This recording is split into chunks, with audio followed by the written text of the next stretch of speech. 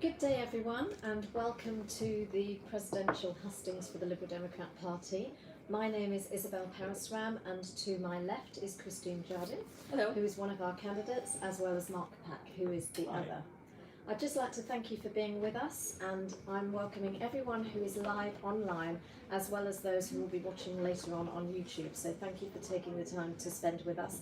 These are very important elections, and we really appreciate the input that we have had from so many party members. That's fantastic. In terms of my role, my name is Isabel, as you know. I am party vice president, and my role in summary is all about making our party reflect modern Britain. My role today is as chair of these proceedings, and really I've got the aim of ensuring that we run it in an orderly fashion and that it's run in a very fair and unbiased way. So that's really the role that I will be playing today.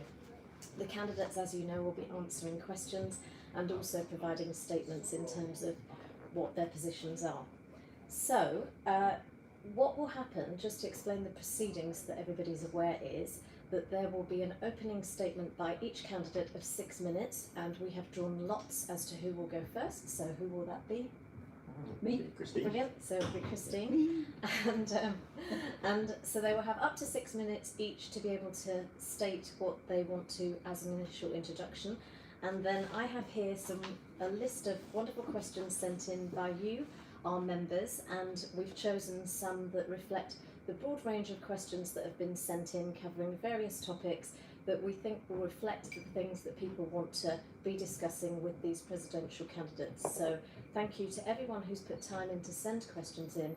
We have chosen a specific few, but hopefully the others will be answered as time goes by, because these various hustings have been taking place over many weeks, and I'm sure that there will be many more. So that's hopefully how we'll deal with that. Then there will be a closing speech of 2 minutes each, and as we go through proceedings, the candidates will alternate in terms of the way that they answer questions and who goes first. So that's broadly how we will progress. I also want to say a quick thank you before we start to my aide, who is assisting me and is across the other side of the table. And that's because, in case we run out of time, I just wanted to express my thanks to the whole team who have helped, the technical team and the organisers. So that's where we are. So what I wanted to say to you both as candidates is, although this whole process is all about scrutinising what you have to say and challenging at times, my job is also to ensure that you present your best self. So Yes. please feel as comfortable as one can be in these very tense circumstances, but I really want to draw out the best of you. So let's begin. So Christine, would you like to start? Thank you. As Isabel has said, I am Christine Jardin, and as many of you know, I never tire of telling people I am the MP for Edinburgh West. I'm also our Shadow Home Secretary, spokesperson on women equalities, and Deputy Chief Whip. So I'm quite busy, but for me that just adds to the old adage, if you want something done, ask a busy person. There's something you don't, probably most of you know about me though, which is that for me, the most important word in English, or for that matter any language, is people. Because I believe that people should be at the heart of everything you do in life and in politics, more perhaps than any other aspect of life. So as president, I will stand up for the people who are this party, and that's the members, the staff, parliamentarians, and the people who put their lives on hold, sometimes for 2 or 3 years, because they're going for selection or because they are a candidate. And I know how difficult that is. It's also expensive. And the training is good and it's a great thing to have, but you know what? Sometimes emotional support and knowing there's somebody who just remembers what you're going through. Certainly when I was a candidate, that was the thing that was important to me.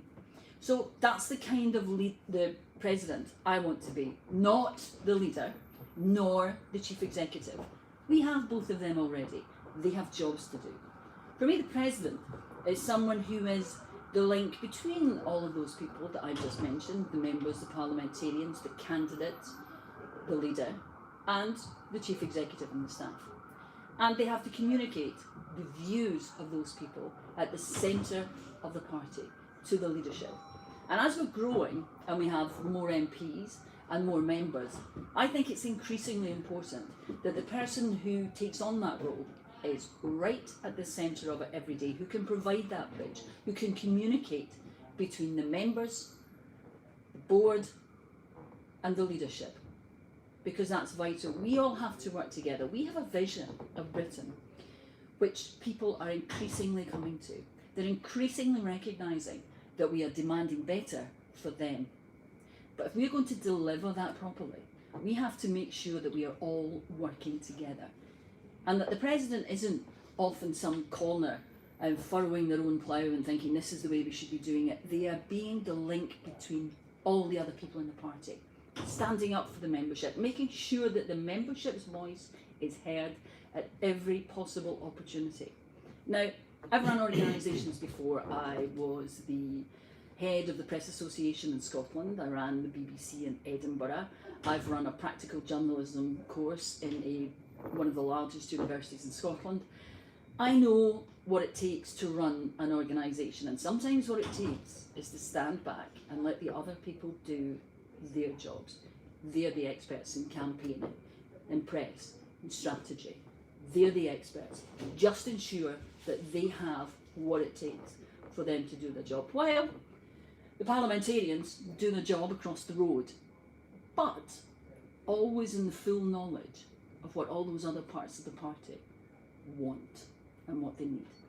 So that's how I see the President's job. Non-executive, at the heart of the operation. And that brings me back to that word people, because we live in a time in this country where Scottish independence and Brexit have created a nationalist, populist agenda, where who you are somehow seems to have taken on a greater significance in a bad way. So what I want to do is ensure that the people in this party get that voice, regardless of who they are, where they're from, whether they're BME, whether they have a disability, even a silent disability, and that we look at the individuals every single time. You look at me here and you maybe think, there's a middle-class white Scottish woman. What does she know about any of these other things? But actually, nobody looking at me or Mark or anybody else in this room knows that what they see is actually that person, because they may have a hidden disability. I may look white, but I might not be. I might be LGBT. We don't know that. Nobody knows that unless I tell them. And last but not least, I don't like that tag Scottish. I'm with Charles Kennedy. Yes, I'm Scottish, but I'm also British and I'm European. And all of those things are what make up who I am. And all of those things, Scotland, Wales, Northern Ireland, England, all of those things are what make up Britain and the country that we are demanding better for. So I want to make sure that the next president represents all of that, all of those people, all of those diversities, and that we reflect in this party the country that we want to represent. Thank you. Thank you very much, Christine. That's wonderful. Mark, are you ready? Yeah, thank you, Isabel. I was looking last night on Twitter, and I was quite struck by a tweet from Sundar Katwala, who is not a Lib Dem, but he's an expert, so the sort of person we definitely should like in this party. And he had posted some figures showing how much improvement there has been in terms of attitudes towards interracial marriage in this country, and that's improvement within generations and also across generations. And there's actually similar long-term data about attitudes towards immigration, for example, and that's why I'm fundamentally optimistic. For all the difficulties of the last few years, there is still a real sense of optimism that we can have about moving this country in a more liberal direction. But that's not going to be easy, and it's not going to happen without us trying, and that's why I'm running to be your president, to really help us step up to that challenge. And there's a real urgency about that. There's an urgency about stopping Brexit. There's an urgency about tackling climate change. There's an urgency about healing the divisions in our society. And of course there's an urgency because our opponents aren't going to take time out and stop campaigning and give us a breathing space to work out what we want to do. So there's an urgency about what we need to do. And also, if you think at the moment the situation the party's in, we've got a fantastic new leader in Joe and a deputy in Ed and a wonderfully growing team of parliamentarians. So in a way, to see the role of president as a public spokesperson for the party, definitely there is part of that. But I think that would slightly be missing a trick. The real thing the president can add is to make sure we get the organisation and strategy right so that more of us win. And that's at all levels: local government, devolved assemblies and parliaments, Westminster, and of course, if we are successful, therefore also being in the European Union still at the time of the next European parliamentary elections. Winning at every level is absolutely crucial in its own right and to help mutually support each other's levels of election. And that's why I'm running with a 5-point plan about what I think we need to prioritise and get right. And it's based on, for example, the strategy the party conference voted through a couple of conferences ago. It's based on what Jo Swinson set out in her leadership pitch over this summer. And the 5 elements of that are firstly making sure we really unlock the grassroots campaigning potential of the hundreds and thousands of members and registered supporters and national petition signers that we have across the country, making sure every local party has the right tools and resources and support. Secondly, making us the best digital campaigners in the country, really taking advantage of that opportunity to overcome some of those really frustrating inbuilt advantages that Labour and the Tories have thanks to press barons and trade unions and so on. Thirdly, working with others, such as Isabel, to make sure that we continue to improve our frankly somewhat patchy record on diversity and inclusion, so that we truly look like the communities we seek to represent, but also so that we truly give every member the opportunity to participate in our party in whichever way they wish.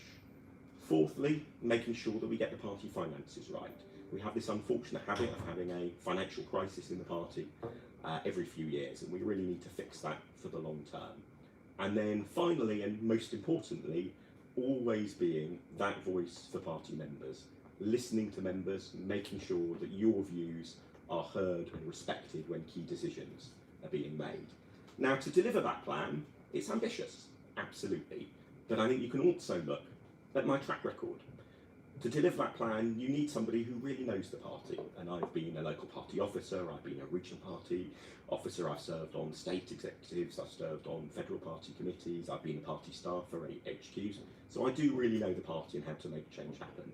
You also, of course, need to know the digital world, and that's again some experience that I can bring to this, having run the party's digital operation through 2 general elections for Charles Kennedy.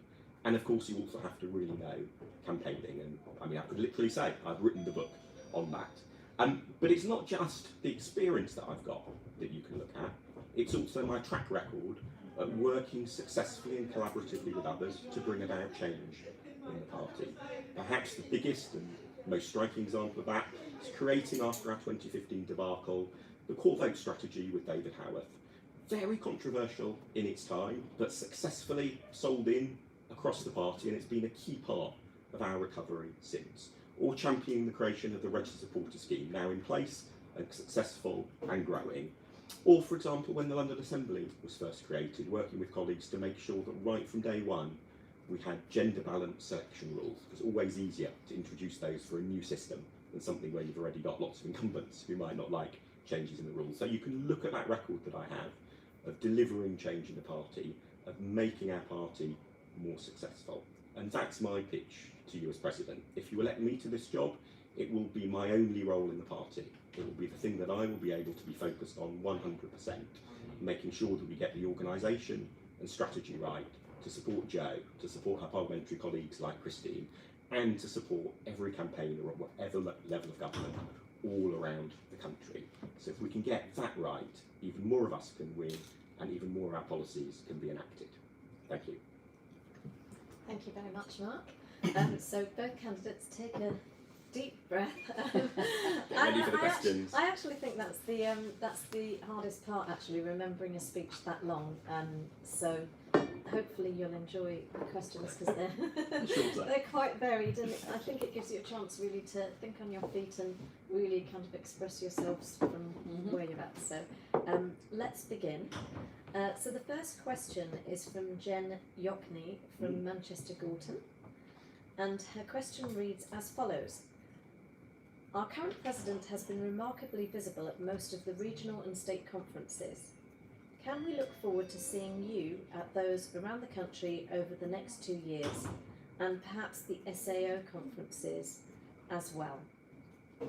And I have edited the questions slightly just to make them more readable. So that's Jen's question. So Christian, would you like to begin? Oh, right. Yes, of course. Actually, this is one of the things I've been writing about and posting about. I think that Sal has done a terrific job in getting out around the country. I know when I was in Aberdeen, she came up to dinner there.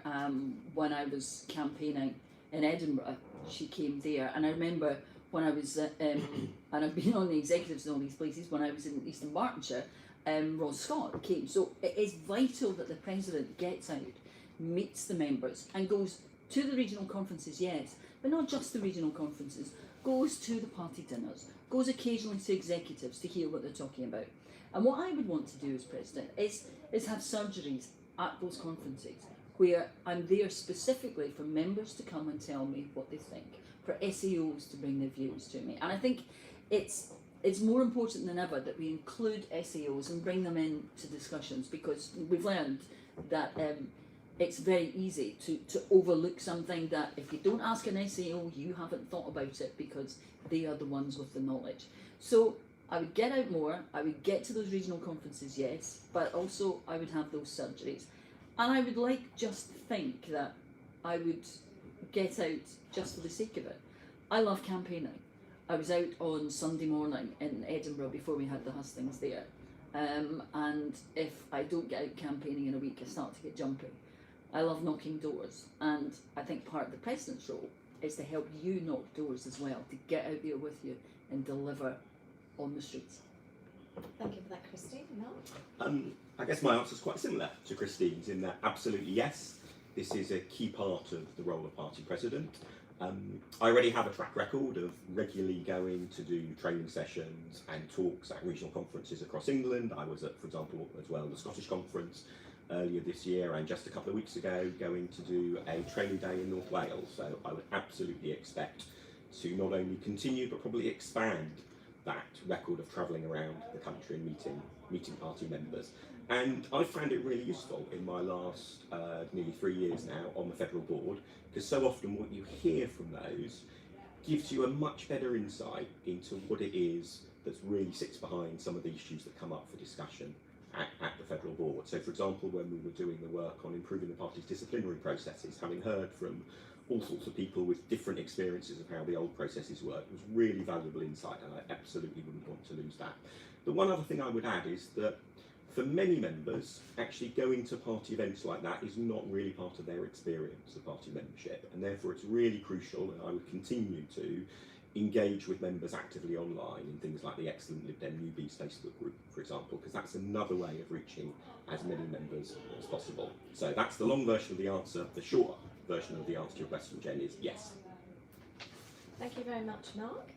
I ought to add, by the way, for those viewing online live, that you can send in questions, and if we have time I can feed those into this process as well. So please do keep them coming in. You may have questions arising from the things that Christine and Mark have said. So the next question is from Alistair Calder McGregor from Calderdale, and what he is asking is this: the role of party president has many facets. What do you think is the most important aspect of the role, and how and why would you balance this against the other aspects competing for your time and attention? So there are 2 questions there, and please ask me to repeat them if you need to, because it's quite a lot of pressure. But, Okay. yeah. I think the most important role is one of the things that only the president does, which is the president is the line manager of the chief executive. And actually, if you get that wrong, obviously other people can step in and help and support and all of that. But if you get that wrong, or if you neglect that, that's really, it's only the president who has got that particular specific role, and therefore that's really problematic. And of course, all the knock-on effects all the way through the party if that dynamic is not working properly. But all of the other responsibilities of the president, I think, really helpfully feed in and mutually support that key role of being the chief exec's line manager. Because, for example, what we were just talking about in answer to the previous question about listening to members and so on, that's absolutely crucial. Members often have maybe quite detailed complaints even about, say, what party staff are doing or what's happening in terms of a service or whatever. As president, you absolutely don't want to be getting into micromanaging that. The relationship with the chief executive is the appropriate funnel to raise issues like that and to make sure we're getting solutions in place where necessary. The other element, of course, that is therefore really important, the links to that, is about being the voice of members, and especially the voice of members to the party leader, particularly if, let's say, we're in maybe another hung parliament situation. And I think predecessors in this post have played an absolutely vital role in making sure the voice of members is taken into account in many of those situations. But if you really push me to name one, I would go for that chief exec line manager, because that's the one thing that the president alone really has on their plate. Thank you very much for that, Mark. So the next question is... sorry, Christine! Sorry about that. That's all right. Yes, Alistair, thank you very much. I think that the role of president boils down to one thing. You are the voice, the face, the representation at the leader's shoulder and in the HQ of the membership. The membership elects you to do a job. They expect you to listen to what they have to say. Everything else is part of that. Everything else is a result of what the members say to you. And I would balance it by, well, I'm 85% of my time at the moment as an MP is spent on party work in one way or another. I sit on the federal board as an MP. I'm a member of my local executive. I go to local dinners. I spoke at the Welsh conference. I'm at the Scottish conference anyway. I spoke at the North East conference last year.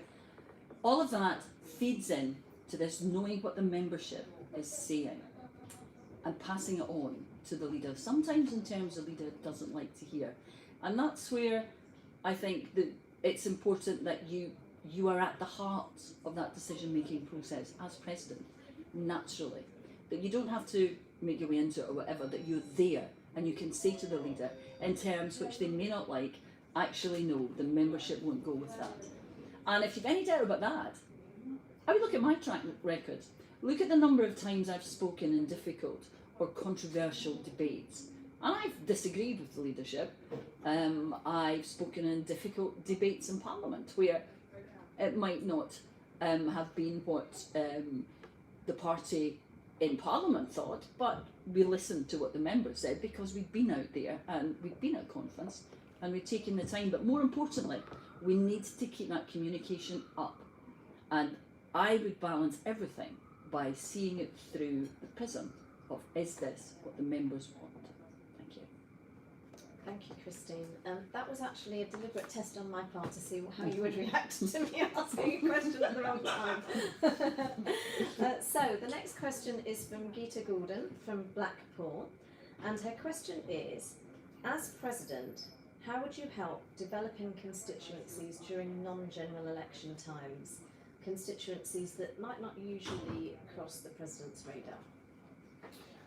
Okay, that's a very good question actually, because we do tend to get obsessed with elections, particularly general elections. But if you think about it, there isn't a time in this country now where there is not one part of the country that is campaigning or preparing or selecting for something. And as president, I think it would be my job to get out there and to take part in that, to help build the local party, to encourage more members to come along, because I think that's also another important part of the presidency. You have to have the presence in the media. It's not your main role, but you have to have the presence in the media, local media as well as the national media, to be able to talk to people about the Liberal Democrats and what being a Liberal Democrat means. So when we are starting to build up an area where we have one beside us at the moment in Northern Leith, which we used to be strong there but we haven't been for a while, you get out, you hold events, you encourage people to come along, you say, oh, we're going to have the President of the Liberal Democrats come along, or the leader of the Liberal Democrats, or one of the MPs come along, and you encourage new members to think about standing. And it doesn't matter who the president is. The fact that they take time to encourage new members and to talk to new members is actually very valuable. And I think that if you get out there, you encourage new members along to your events, you go on the local television or radio, you speak in the local newspapers about being a Liberal Democrat, you remind people of the presence of Liberal Democrats, you will have people coming to find out more about the party. And that way you build your base. It's not about talking to ourselves, it's about talking to the people out there and encouraging them to come to us. So I think that it's important that the president is central to doing that and is always, always, always accessible to local parties and local executives. Thank you, Kirsty. Yeah, building up areas where we are much weaker is a cause very dear to my heart, partly because that's part of my story in the party. When I got stuck in as a campaign manager in Hornsey Wood Green, we had no councillors, we had no delivery network, we had never won an election of any sort, and the biggest item of discussion at the local party exec meetings was what colour paper we should use for the focus leaflet we then very rarely delivered. And I had the great pleasure of working with a fantastic team of colleagues, so that within 8 years we went from 0 councillors to 16 councillors, and perhaps most importantly from 0 MPs to an MP in Lynn Featherstone, scoring twice in a row at general elections, one of the very best results in the country, something that no seat has ever done before or since, unless there's been a parliamentary by-election, and we didn't have one. So I'm really passionate about this, and that's partly why I keep on talking about in this campaign the importance of winning elections at all levels, because actually we can win everywhere. What we can win definitely varies, but even in the weakest of areas, there are votes that we can pile up to help elect an MEP on a regional list, or a Welsh Assembly top-up list, or a London Assembly, or a Scottish Parliament. So everywhere, votes can help us win. And that's why we need to make sure our plans for the party are ones that take seriously elections at every level. Just to give you a very quick practical example of what that means, earlier this year I worked with ALDC to raise the money to make sure that we've got the funds to give 7 different areas without a Liberal Democrat councillor an intensive programme of campaign support and training through to the next May election. So fingers crossed, many of those will then have their first ever Lib Dem councillor. That's the sort of scheme that we need to replicate and do much more of to exactly address your problem, your point, Gita. Thank you for that, Mark. So I'm now going to insert a question that has been sent in by Richard Lowe from Flintshire. So thank you very much for submitting that. And that question is, if you could make one significant change to the party, with money being no object, what would that be and why? So what would the change be and why would it be that way? Ooh, the money being no object makes this very tempting, but I think the thing I would go for, it's to build on the first of those points in my 5-point plan, is this thing that for every one party member we have at the moment, we have around, on average, 3 other people who have signed up to back one of our national campaigns, but have not yet at least decided to join the party or become a registered supporter. So we have a huge, huge number of people out there who are happy to listen to us, who have taken part in our campaigns, and where local parties, such as in Chelmsford and South Cambridgeshire, to their massive credit, have gone out and talked to those people, they have found they're as good a source, if not even actually a slightly better source of help, than going and asking members. So I think if there was one change I could make with no budget limitation at all, it would be to put even more resources into unlocking that grassroots campaign potential. Because you may notice, if you follow election results closely, one of the things those 2 areas that I mentioned have in common was one of our best local election results last year and one of our best local election results this year. There's amazing potential amongst that bigger group of people that not everywhere are we fully engaging with. So that would be my one present, as it were, if you were to gift us all that money, Richard. Thank you very much, Mark. Steve? Thank you, Richard. That's actually a question I'm almost tempted to bat back if you were here and we weren't doing this online, because I've been listening to what people have been saying to me at the Hustings, and a question we've been asked quite often is, how do we get conference, for example, how do we get conference out around the country a wee bit more? That's not to say that it shouldn't be in the southeast of England regularly, but that there must be a way of supporting regional conferences, getting conferences out around the country. And one of the problems we have is that we need local councils to support us when we have a conference in their area. But if money were no object, then we could have a much more varied programme of where we hosted the conference and make it cheaper for people to get there, make it easier for new members to come along, make it easier for young members to come along, older members. Make sure that we make conference accessible to everybody, equally accessible. And that, I think, would help the party, because if you're in Bournemouth or Brighton at the moment when conference is there, we are everywhere. When we were in Glasgow, people actually stopped and looked and said, oh, the Liberal Democrats have got a conference here. And all of us who've ever been to conference know what an impact it can make for thousands of Liberal Democrats to be there and be on television every night talking about it. So there's two things that would help us improve through that. One, we would have more visibility around the country. We would seem like we had a national presence. And it would make conference easier to get to for people in different parts of the country. And I say that because that's what you've been telling me during these hustings. And I think the single most important thing I can do during these hustings is take on board what you tell me. Thank you. Right, thank you very much, Christine. The reason that I have shrunk on your screens, by the way, is that I have to handle this huge bit of paper without the candidates seeing. So I've had to move backwards. So I'm tiny anyway, to be honest. Right, so that was Richard. So we will move on to a question from Paul Reynolds, and he is from Hammersmith and Fulham. So his question is about policy making reform, and the question is, the coalition years demonstrated that the party, to an extent, had an inefficient and perhaps unrepresentative policy making system. So what policy making reforms do you see personally as necessary to improve the quality and government readiness of policy? So this is all about our policy making systems. Do you want me to repeat the question, or are you happy with that? Yeah, I'm fine. Okay. Yes. One of the things that we have to do is make policy making more understandable and more accessible. And I think actually that's something that, and this is not a cop-out, but I genuinely feel that we need to do is consult the members, or have a consultation about whether or not we're getting our policy making right, and what problems local parties have found with maybe submitting motions, or how understandable the process is for ordinary members. Find out what it is that we can do to improve it. And we also have to stop thinking that policy is the preserve of any one part of the party. They have to listen to the members. Policy is supposed to come from the bottom up.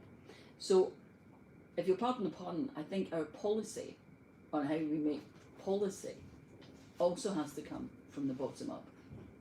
As president, I would want to consult on how we do that. My initial thought is that we have to streamline how we do it. But I want to hear from you how you would find it easier to feel involved and engaged in policy, because that's the important thing. Policy shouldn't be something which just appears in an agenda every time you go to conference and it's the first thing you hear about it. You should be engaged in the consultation and the discussion from the start. So that's what I would do, is have a consultation, talk to the members, find out how they would like to be more involved and what they think is wrong, what you think is wrong with the structure as it is at the moment. And then I would make sure that the leader knew exactly what was being said, and so that the leader knew how policy would be made in future. Thank you. Thank you very much, Christine.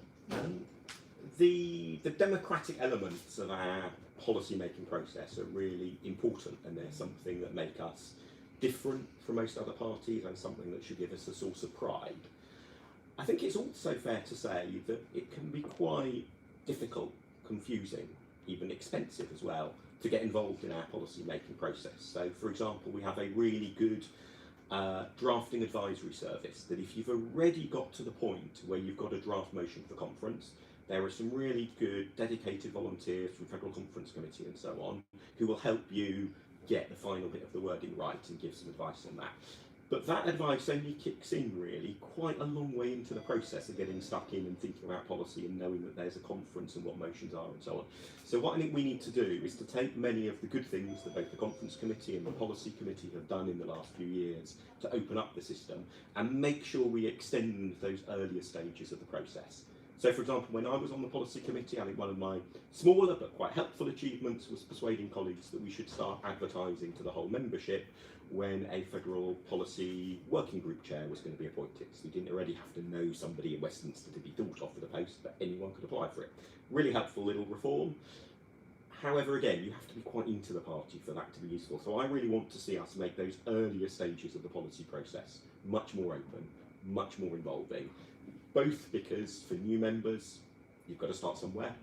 It's, the help kicks in a bit too late in the process, but also because there are many people who want to dip in a little bit to the policy process without going full on, being a full on policy geek. So again, the easier that we can make those earlier the stages, the better it will be for our members, and the better therefore also our policy will be that comes out of it. Thank you very much, Mark. For those viewing, by the way, you might keep hearing a bell ringing. And I know when I was watching the Hustings online, I kept going to answer my front doorbell. It's actually the lift here in HQ, and because it's lunchtime, you're going to hear this pinging all the time, so apologies for that. I thought I would clarify that for those across the country. Right, so the next question is from Sadie Trent, and she is from Bridgewater and West Somerset. Thank you very much also, Sadie, because I see that you're a new member of the party, so brilliant that you're raising your head again above the parapet. So she says, I'm a new member of the party, less than 6 months in fact, so welcome to our party. What would each candidate do to make sure that the rights of underrepresented minorities are protected within the party constitution, and that those same people in the underrepresented minorities are not disenfranchised when it comes to things like candidacy for council or parliament? So it's about protecting underrepresented minority rights within the party constitution, and then dealing with those candidates potentially becoming disenfranchised when they stand. So. Yeah, I think this is one of the areas where, to be honest, our record as a party is poorest. There have been other topics that have come up so far today where I'm very happy to be proud of what we've done, but it's definitely the case that this is one of the areas where we have a lot of work to do. And I think we've made some good progress, such as with the new, much improved and streamlined and properly independent disciplinary process, which deals with some of the issues that you raise in your question. What I think we also need to do is to make sure we finish the implementation of the Morrissey and the Alderdice reports. So those were 2 different reports the party's commissioned in recent years from 2 real experts, John Alderdice and Helena Morrissey, in slightly different aspects of the party's operation, but they both have in common tackling in different ways this question about diversity and inclusion. And there's a whole load of things recommended in those reports that we've done, but an awful lot that we still need to do. I think the other key element, and this comes back to the role of the party president, is also making sure that we're always thinking about, in all the ways that we operate as a party, that we build in those questions of how we're making ourselves more diverse, how we're involving more people in the party, because we have to both get our processes and the substance right, but also we have to be aware that if, say, we're putting out a focus leaflet where the only people in the focus in the photos in that leaflet are people who look like me, that does give a rather off-putting impression to the outside world as to what we're like as a party. So there's a really important sort of leadership role for the president there, but the core of it is, with the Morrissey and Alderdice reports, 2 really good reports, we need to make sure we finish the job on implementing them. Thank you, Mark. Thank you. Hi, Sadie. I hope you're enjoying being a member, and the first 6 months have been good, positive ones for you. And the question you raise is actually the one that I think internally is perhaps the most important thing that the president has to tackle as part of the team as we go forward. We do have to make sure that we improve our diversity at every level of the party. We've had the Morrissey report on our structures and the Alderdice report on diversity, and we do need to make sure they are implemented. We need to go back, revisit them, see what we're getting wrong. But I think more than anything else, we have to encourage those people in the party who feel that they are an overlooked minority or a minority that may have recognition, may have its own SAO, and encourage them to get onto the different committees, onto the boards, to be part of the decision-making process, and to be candidates. I think we maybe should be setting up more SAOs and including them more. And looking at them, Mark made a remark earlier about experts and liking them. We have experts throughout this party in every conceivable area. And we have experts in diversity in the membership and in how that diversity is being held back. We need to encourage those people to come forward and say what they want to change, and for the president to listen. Now, Mark makes a point about photographs and looking at them, and he's absolutely right. But don't just look at what we see as the important thing, because like I said earlier, you look at me and you see a white middle-aged woman. Think carefully. Could I have a hidden disability? Could I not be white, be mixed race or Roma? And we have to build that into every single thought we have, every selection process, every time we have an internal election. And that starts from talking about it and the president raising it at every conceivable opportunity. Thank you. Thank you very much, Christine. And I'd just like to tell the candidates that depending on how much you're enjoying this, we're roughly 4/5 of the way through the questions. So, and we've covered very well. We've covered quite a lot. So we've covered 6 questions. So I'm very pleased. It must be either the Very efficiency of smooth, what I'm yeah. doing, or Down to the chairing, down to the chairing. saying all the right things. Right. So I will now move on to a question from Juliet Macapilla, who is from Islington. Hello, Juliet. And her question is, can you name one strength and one weakness regarding yourself, by the way? And Julia, I appreciate that you added more to that question, but I've had to narrow it down just so that we can fit another 2 or 3 questions in. So one strength and one weakness that you've identified in yourself. Oh dear. Yeah, I come from a very sort of Calvinistic background. You're not supposed to be immodest about these things, but I'll put that aside for one moment. And what people tell me is that I'm good at communicating, that I have good interpersonal skills, I make people feel accessible, and I think that is a huge strength in a president. You have to be able to listen to people. More than that, people have to actually believe that you're hearing them as well as listening. And I think that is crucial. That's probably my biggest strength. My weakness? Chocolate. You can get me to do almost anything for chocolate. But yeah, my weakness is that sometimes I like to be too sociable. I like to enjoy myself and maybe stay out a wee bit late of an evening when there's work the next day. But I've learned over the years to rein that in a bit. But I think probably the two go hand in hand. I'm good at communicating, I have good interpersonal skills.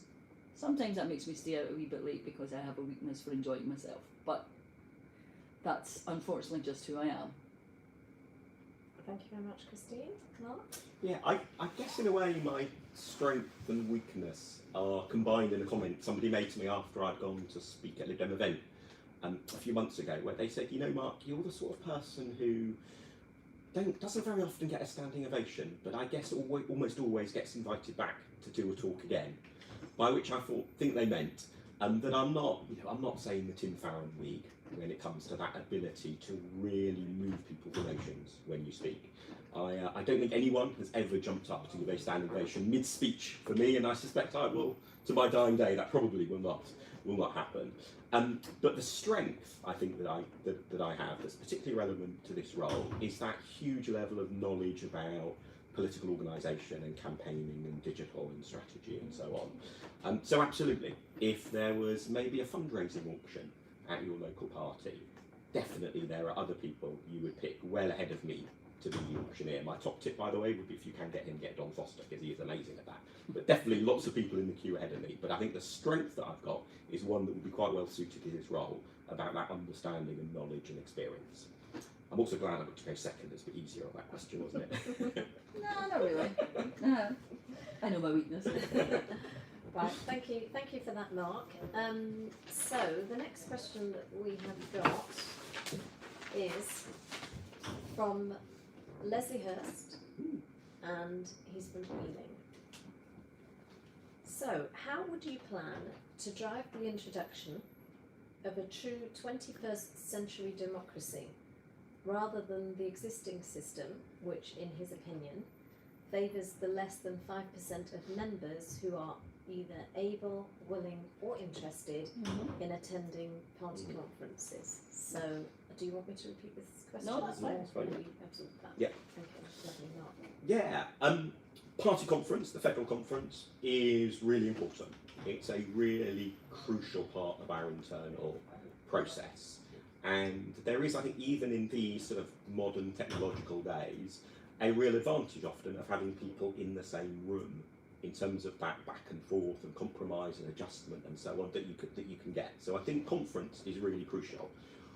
As you rightly though touch on, Leslie, it's a relatively small proportion of the party who come to conference, and it's quite expensive as well, both in terms of time and money.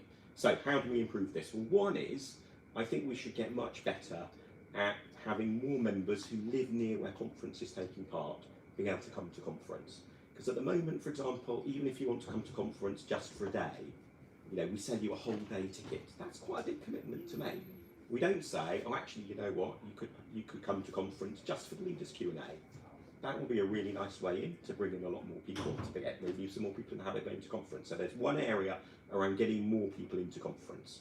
And especially, as Christine was said, as conference moves around the country, that can get a lot more involvement. The other element is making sure that we always think of involving people in the party and our democratic processes as about being not only to do with conference. There are so many other ways that people can get involved, so many other ways that people can influence what happens at conference. And for example, when I was at Scottish Conference earlier this year, I was really impressed at how well run that is. I hope colleagues, for example, in England won't mind me saying, I think there's quite a lot of lessons people in England running regional conferences, obviously a little bit different to a national conference in the way Scottish one is, but there's a lot of lessons we can apply to that. So the second element is making sure we carry on focusing on improving those other elements of our process. Maybe, party members will also want to introduce at some point something like online voting at federal conference. When that's been floated before, it's generally not been that popular, but absolutely if members change their views on that, then I would be all for making sure we can make it work. Thank you very much, Mark. So we've got a couple of minutes because sorry, Christine. That's all right. Sorry. That's all right. Actually, that's a great question, Leslie, because I was sitting here thinking about a 21st century democracy. In the 19th century, we were all industrial revolution. The 20th century was about a revolution in voting, women, getting the franchise out to more than just property men, then it was property women. It was about a class struggle. Was the 21st century was the 20th century democracy. The 21st century has to be different again. The first thing, proportional representation. The second thing, democracy which is accessible wherever you live. And the third thing is use the technology, use the artificial intelligence, make democracy work for us by using what human intelligence has given us. And by that I mean we need to get proportional representation, and to do that we need to make sure the next time we have any influence over a government, whether it's a minority government or, I don't want to say the coalition word, but perhaps supplying confidence, that we make sure we get proper PR. That's the first thing. Then you're quite right, not many people want to come along to conferences, so what we need to do is find a different way of getting the message out to them so that they do want to come to us. So we use the media, we use social media, we use Instagram, we use all the things that young people use to communicate. Think about, we laughed at it at the time, but Donald Trump and his tweeting in the middle of the night, look at the traction that got. He used modern technology, and that's what we have to do. We have to think about also making everything we do more family friendly, more flexible in working hours, and think like 21st century people. Bring young people in. They'll tell us how to communicate and how to drive that democracy, because they're the ones who are using the technology to its best effect every single day. Thank you very much, Christine. So that's sort of the end of the official questions from people who have written in. But I just wanted to ask you a couple of light-hearted questions, if I may. As you've dealt with such a tense situation, let's relax. So what I wanted to ask you is, if you were not able to take your phone with you or any kind of technological gadget, what would you take with you to a desert island? What would be the number one thing that you would want to take with you? Well, that depends whether you think a typewriter is technological, because it's old technology. But I think, see, the communication is what's important to me. Talking to people, speaking to people. So I would still have to communicate somehow, even if I were on a desert island and I was the only person on that desert island. So probably a pencil and a piece of paper to write down my thoughts, what I was thinking, so that when the time came to communicate those thoughts, I had them on paper to pass on. I might get bored one day and find a bottle somewhere and put them in it and send it out to sea, but I would have to make sure I had those thoughts ready for people when I actually got to speak to them again. I wondered if you would say chocolate. No, because that would run out very quickly. As a fellow chocolate addict. Mark? As a fellow chocolate addict, I will also pass on that for the same reason. I think I would take the collected works of Robert Caro, because he is, well, he was the 20th century's best political biographer by a mile. He probably will be the 21st century's best political biographer by a mile as well. Immensely talented. He writes massively long books though, some of which I've had the time to read, but many of which I've not had the time to read. So I think that would be my indulgence. Brilliant. Thank you very much, Mark. So I think we can move on now to our closing speeches, if you're both ready and prepared for that. Lovely. Okay, so shall we begin? Yeah. We've had lots of really good questions and important issues, particularly around diversity and inclusion, raised in this session today, as we have in the other hustings. But in a way, putting together a wish list of things we want to get better at in the party is the easy part. The tough bit is actually acting on those and making them happen. And that, in many ways, is why I'm running to be your next party president, because you can look at my record of working successfully with colleagues to bring about change in the party. I've mentioned several examples earlier on today, but also you could take, for example, the work on improving the party's disciplinary process, working closely with people like Isabel and others to get a really complicated but important set of reforms in place. So I've got a track record of not just saying, yes, this would be a good thing to do, but then working with people to make sure that we actually do it. And that, in a way, is what you would get with me as party president. Somebody who'd be really focused on ensuring that we have the right organisation and the right strategy so that as many of us as possible at all different levels of government can win in the future. Because we have some fantastically talented candidates, we have some fantastically talented agents and campaign managers and people indeed in elected office. All of them and all of you deserve the very best in terms of the party's support. And if you elect me to this role, this will be my only role in the party. It'll be the thing I'll be 100% focused on, making sure that we're doing our absolute level best to give you the best possible chance of winning, and our policies, therefore, the best possible chance of being enacted. Thank you. Thank you very much, Mark. Christine? Thank you. Thank you very much for listening to us, because I realise now that one of my other weaknesses is that I like to talk.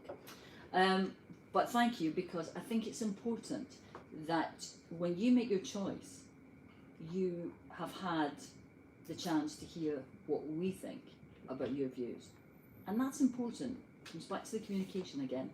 We need to communicate within this party to make the best of anything. We have wonderfully talented people on the staff, as members, as candidates, elected representatives in councils, assemblies, parliaments, right up and down this country. We need to communicate with each other. And that's how I see the job of president, being the link between all of those people, making sure that they are happy with what is happening and that their opinions are being heard. And being at the moment, part of the parliamentary team, I think that I'd be well placed to make sure that if something comes up quickly, we can respond quickly. We can make sure that the views of members are right there in the room right away. And not just when there's an emergency, but at shadow cabinet meetings, over a cup of coffee in the members' tea room. But also that the views of the leadership come out to the members directly, that you don't have to read about it, but that the president comes out, comes round the country, meets the party, talks to the members, and brings the views from HQ, from Parliament, to the members, and then takes the members' response back. For me, that's what it's all about, because you see, I'm a member of this party because I believe in what we stand for.